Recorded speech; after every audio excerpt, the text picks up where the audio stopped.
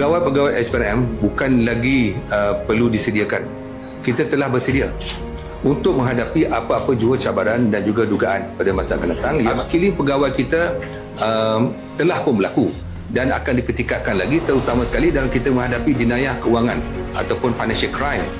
Jenayah rasuah adalah juga termasuk sebagai financial crime ataupun jenayah keuangan yang meliputi pelbagai sudut, terutama dan juga telah pergi kepada merentas sempadan. Jadi pegawai-pegawai SPRM yang kita telah latih, kita masih lagi updating dia punya skill ataupun knowledge mereka, dan menghantar pegawai saya untuk didedahkan dalam pelbagai peringkat antarabangsa, kursus-kursus dalaman dan juga kursus luar negara dalam semua peringkat, baik dalam bidang operasi, dalam bidang pencegahan dan juga pendidikan masyarakat sedang dijalankan hari ini.